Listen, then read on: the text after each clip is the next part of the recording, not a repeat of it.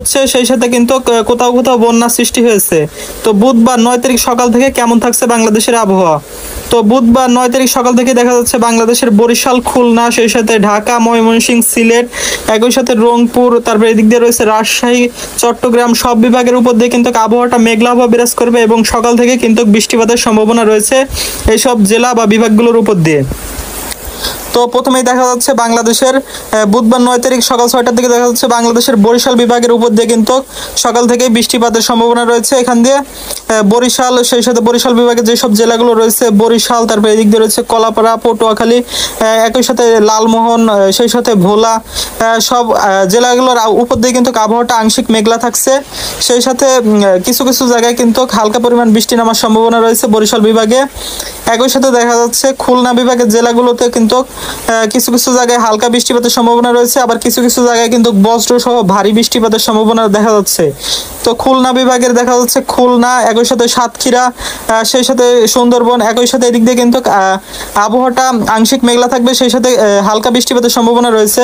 দেখা যাচ্ছে যশোর জেলাটার উপরে ভারী বৃষ্টিপাত হতে পারে, এখান থেকে দেখা যাচ্ছে সবচেয়ে বেশি বৃষ্টিপাতের সম্ভাবনা রয়েছে।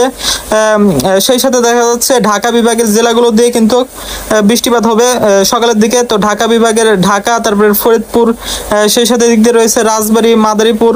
তো ঢাকা বিভাগের যেসব জেলাগুলো রয়েছে এখান দিয়ে কিন্তু সকাল থেকেই ভারী বৃষ্টিপাতের সম্ভাবনা আমরা দেখতে পাচ্ছি ঢাকা বিভাগের অনেক জেলাগুলো দিয়ে। সেই সাথে দেখা যাচ্ছে বাংলাদেশের আবহাওয়াটা কিন্তু সকাল থেকে আংশিক মেঘলা থাকছে। একই সাথে রাজশাহী বিভাগের আবহাওয়াটাও কিন্তু সকালের দিকে আংশিক মেঘলা থাকবে, সেই সাথে কিছু কিছু জায়গায় গুড়ি গুড়ি বৃষ্টিপাতের সম্ভাবনা রয়েছে। একই সাথে রংপুর, সেই সাথে এদিক দিয়ে ময়মনসিংহ, এদিক দিয়ে কিন্তু আবহাওয়াটা মেঘলা আবহাওয়া বিরাজ করবে সকাল থেকেই, কিন্তু এদিক দিয়ে হালকা বৃষ্টিপাতের সম্ভাবনা রয়েছে। একই সাথে সিলেট, সেই সাথে এদিক দিয়ে রয়েছে চট্টগ্রাম। তো এই সকল বিভাগের উপর দিয়ে কিন্তু সকাল থেকে আবহাওয়া মেঘলা থাকবে এবং হালকা পরিমাণ বৃষ্টিপাতের সম্ভাবনা রয়েছে।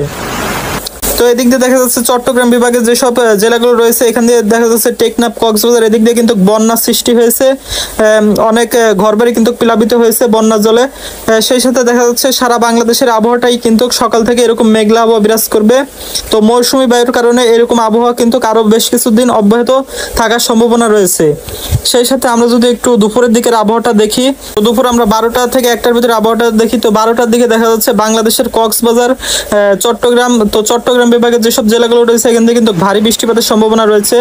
চট্টগ্রাম, সেই সাথে এদিক দিয়ে রয়েছে ফটিকছড়ি, খাগড়াছড়ি, একই সাথে পাহাড়ি অঞ্চলগুলোতে কিন্তু ভারী বৃষ্টিপাতের কারণে পাহাড় ধসের সম্ভাবনা রয়েছে। সেই সাথে এদিক দিয়ে রয়েছে কুতুবদিয়া, তারপরে কক্সবাজার, মহেশখালী, টেকনাফ, সব জায়গাতে কিন্তু দুপুরের দিকে দেখা যাচ্ছে ভারী বৃষ্টিপাতের সম্ভাবনা রয়েছে। এদিক দিয়ে থানচি, একই সাথে চট্টগ্রাম।